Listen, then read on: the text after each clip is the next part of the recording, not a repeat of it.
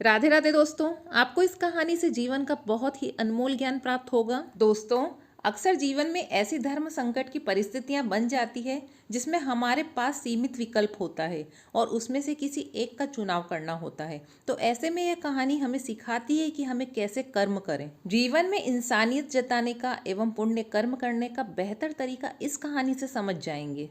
एक बार की बात है, एक नंदन नाम का व्यक्ति बहुत ही धार्मिक व्यक्ति था। ईश्वर के प्रति परम आस्था थी। वो अपने परिवार सहित, जिसमें उसकी पत्नी और छोटे छोटे बच्चे थे, सबको लेकर तीर्थ यात्रा के लिए निकला।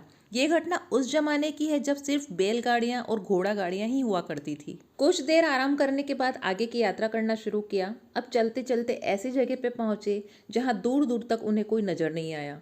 गर्मी भी अपनी चरम सीमा पर आग बरसा रही थी।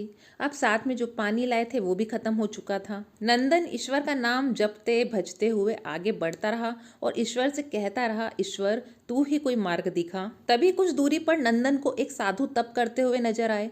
उसने साधु को जाकर अपनी समस्या बताई। साधु बोले, यहाँ से एक कुछ दूर उत्तर की दिशा में एक छोटी दरिया बहती है, जाओ, जाके वहां से पानी लेके अपने परिवार की प्यास बुझा लो। साधु की बात सुनकर उसे बड़ी प्रसन्नता हुई। उसने साधु को धन्यवाद दिया। पत्नी एवं बच्चों की स्थिति नाजुक होने के कारण नंदन ने रुकने के लिए बोल दिया और खुद बाल्टी उठाकर पानी लेने चला गया। नंदन दरिया से पानी लेके लौट रहा था तो उसे रास्ते में कुछ व्यक्ति मिले जो अत्यंत प्यासे थे। नंदन को उन व्यक्तियों की प्यास देखी नहीं गई और अपना सारा पानी उन प्यासों को पिला दिया। जब वो दोबारा पानी लेके आ रहा था तो फिर उसे अन्य व्यक्ति मिले जो उसी तरह से प्यासे थे।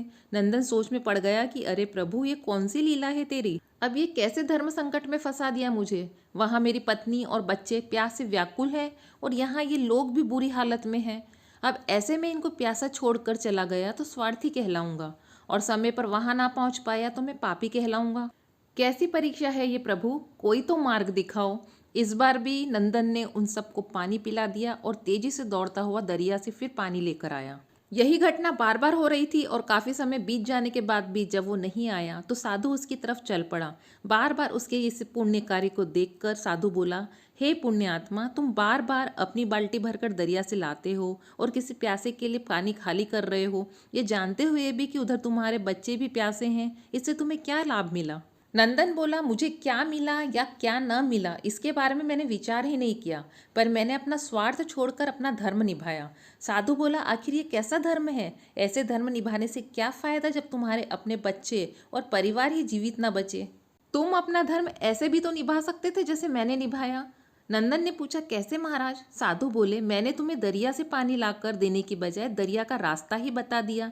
तुम्हें भी उन सभी प्यासों को दरिया का रास्ता बता देना चाहिए था ताकि तुम अपने परिवार की प्यास भी बुझा सको और अन्य प्यासे लोगों की भी प्यास बुझ जाए। फिर किसी को भी अपनी बाल्टी खाली करने की जरूरत ही नहीं। इतना कहकर साधु अंतर ध्यान हो गए। इस तरह तुम इस धर्म संकट से बाहर निकल सकते थे। यह सब सुनकर नंदन तुरंत बाल्टी में पानी लिए सबको दरिया का रास्ता बताता हुआ अपने परिवार की प्यास बुझाने के लिए दौड़ा। इस कहानी से हमें ये सीख मिलती है कि हमें ज्यादा से ज्यादा लोगों की मदद कैसे कर सकते हैं। यदि जीवन में किसी की मदद या सेवा करना चाहते हो तो कोशिश यही करो कि उसे खुद इतना सामर्थ्यवान बना दो कि वो अपना आगे का जीवन स्वयं संवारने योग्य हो जाए। इस तरह हम ज्यादा लोगों की मदद और सेवा कर पाएंगे। जब आपको लगे कि सामने वाले में सामर्थ्य है या उसे सामर्थ्यवान बनाया जा सकता है तो उसे ज्ञान दो, उसे वो मार्ग दो जिससे वह अपना हित खुद कर सके।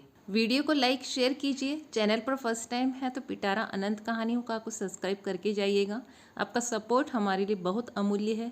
मिलते हैं अगली नई कहानी के साथ। सभी को धन्यवाद।